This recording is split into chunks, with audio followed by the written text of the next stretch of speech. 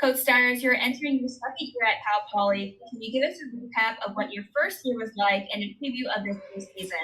I really, we're super excited about not only the opportunity that we've had in the past year to kind of put our stamp and lay our foundation for our program. Last year was really about doing just that. I think anytime you're taking over a program that was underperforming in the way that ours was when we got here, you're kind of administering CPR. You're trying to revitalize, every aspect of what the program is about. That includes, not only your player and your skill development, your coaching staff, your community engagement, your competitive schedule, and your recruiting, while at the same time building, the young ladies that you have in your program up and giving them an opportunity to play and compete at a really high level. So last year was about that foundational work.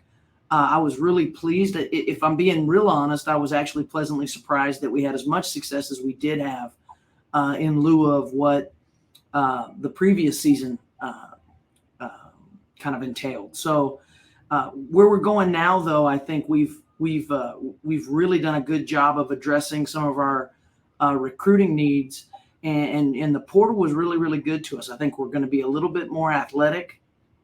I think we're going to be a little bit more skilled.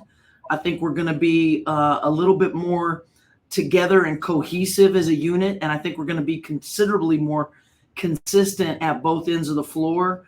And that's really what we're looking for in year two is, can we take that next success step? Can we play and compete really with the upper echelon teams in the Big West? And I think anytime you're rebuilding a program, some have the fortune of turning it around immediately and playing and competing for championships, in year one or year two. We would be fortunate to do that. But I think being realistic, what we're really looking forward to is playing and competing with the best teams in our league. And I think that's really what we're most interested in year two, because even as you look forward into year three, we're going to have the majority of our roster back intact. So this is really still, I think, a building process, but I'm really excited about the young ladies in our program and the direction that our program's headed. And on that aspect of revitalizing, you do have 10 new players, 4 returners. Who are the players fans and other teams should watch out for? Obviously, we return Annika Shaw, who I think had a bust-out sophomore season last year.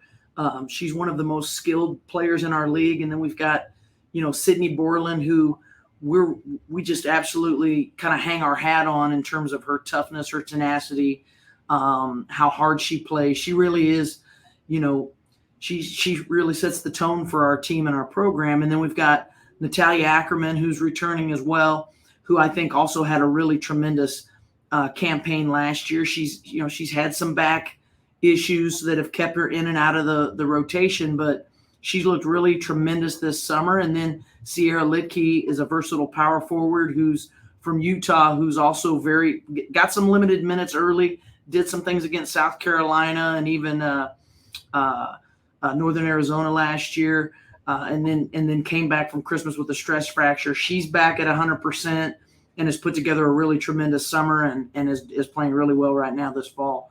So they've kind of set the tone in terms of acclimating our new players into our program. And in terms of what you'll see from our new players is we obviously gain a tremendous amount of experience, and we've got some really talented newcomers and freshmen, young ladies that I think the Big West fans of the Big West are going to be really excited to see, and certainly Cal Poly fans are going to be excited to follow for the course of their career. And one that really stands out is Mary Carter. She's a standout freshman from Antelope High School in the Sacramento area, and she was ranked number 2 in NorCal Preps last year. So I think she's the type of talent that I think really kind of shows the direction that we're headed with in terms of our recruiting efforts as well. On top of your basketball duties with recruiting, do you see that you have been deeply involved with community service?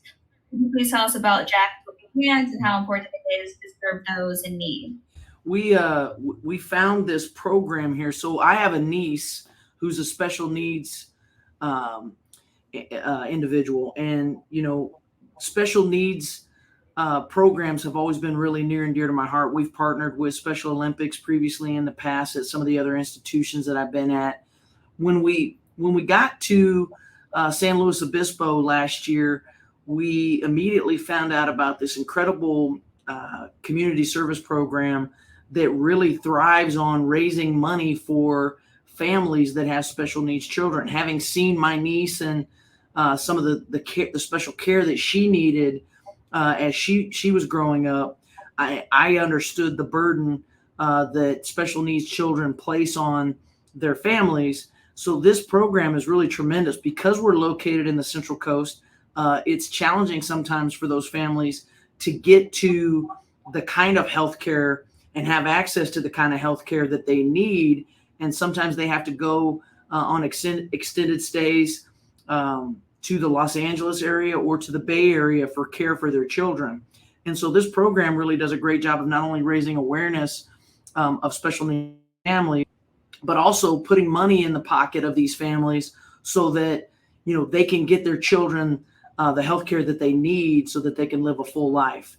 And so we decided to do a couple of camps and clinics that sponsor raising money and awareness for this program. And so it's been exciting to see our players kind of take to these special needs children, as well as all the different benefits that we've been able to learn about what Jack's Helping Hand does in terms of servicing the Central Coast of California. And so it's just a tremendous organization, one that's ran by first-class people. And it's been really fun to partner with them and really engage and get involved with our community. It's a special place to be, and Jack's Helping Hand is at the cornerstone of some really fabulous people in this community. That's very heartwarming to hear on and off the court. We're excited to see more of the teams involved in it. Good luck this upcoming season, and I appreciate your time, Coach. Of course. No, it's nice chatting with you, and go Mustangs.